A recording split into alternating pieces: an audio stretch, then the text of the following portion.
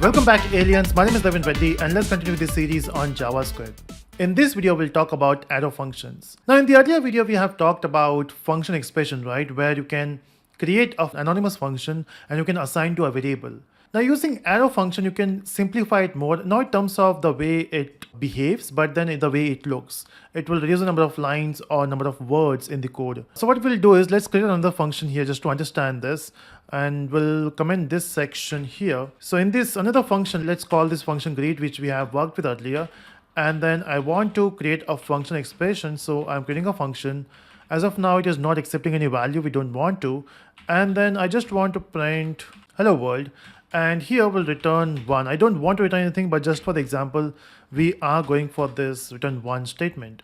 And how do we call it? It's very simple. We can simply say greet. In fact, greet will also return something, right? So I can simply print it here. I can say greet and I can call. Now, why I'm printing it? Because it will return 1. So I just want to print 1 as well. So it will call this function. It will execute this statement. It will print hello world and it will return 1, which we are accepting here.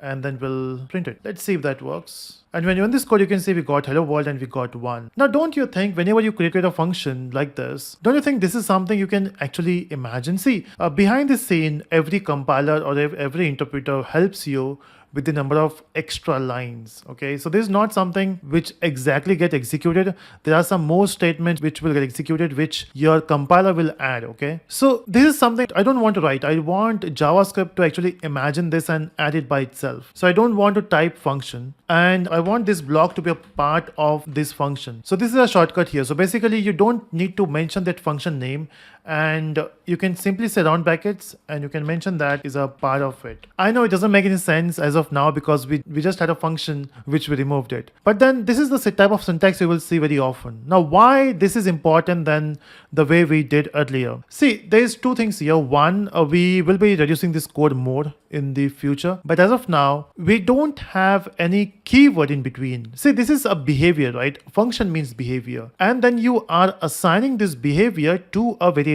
Why you need a function keyword in between? It basically distracts you from your flow of logic, right? So that's why it says, hey, don't write function. Just mention that round back. The JavaScript compiler will understand, hey, that's your function there and this is a function body. But now you will think, hey, what if you have certain variables and you are accepting some variables? Let's try that. So I'll just undo this part and let's say we are passing some variables here. Let's say I'm passing Naveen here as a parameter. So this is the argument and I have to accept that right here. So I will say user, that works. So I'm accepting a user. And maybe I will use this user somewhere. Maybe I will use it here itself. And I will say hello user. So we are just doing this just to understand arrow function, right? So here, let me print this and let's see what happens. And you can see we got hello Naveen. But what if now I don't mention this function here and I want to make this work? So basically to make this work, we have to use a round bracket. And after this, you have to mention a arrow function. So this is called arrow. Okay, this is a function and this is your arrow here. Now let's see if that works, and this works, right? So this is what arrow function looks like. Now to understand it more, we will try to convert our logic here. So now you try to guess what I will be doing here. Even before I type the code, you can pause the video and try to do this in your mind. Okay, what we are going to do. Okay, so basically this is a function. We don't want to write a function, and this is the part of function. So I can write a arrow here. So we can say function parameters and an arrow, and we are doing this. Okay, so this is how arrow function looks like.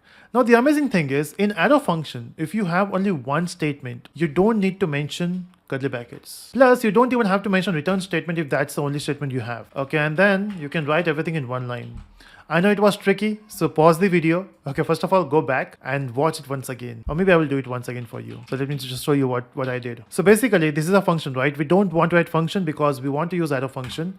And since we are using arrow function, we will be using a arrow symbol here. Now, whenever you have an arrow function which only has one statement, if you can see here, we have two statements, so we don't have a choice. Here, we only have one statement. And when you have one statement, you don't need to put curly brackets. And when you have only one statement and that one statement is returned, you don't even have to mention return, and you can write everything in one line. I know you trust me, so let me just remove this part and look at the code now. If we don't even need some here, it was unnecessary. Let me just go with add and let me print result. Okay, let's run this code and you can see it works. You can see we got 11.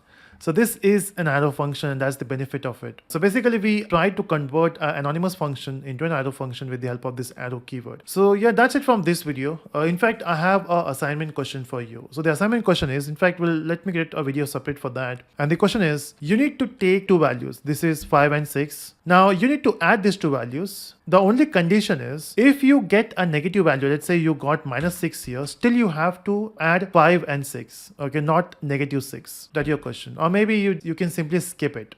That's what we want. So add it only when you get a positive numbers. Don't add it when you get negative numbers. You can simply print a message or something. So that's it from this video. We'll try to solve that in the next video. I hope you enjoyed this video. Let me know in the comment section and do subscribe for further videos. Bye bye.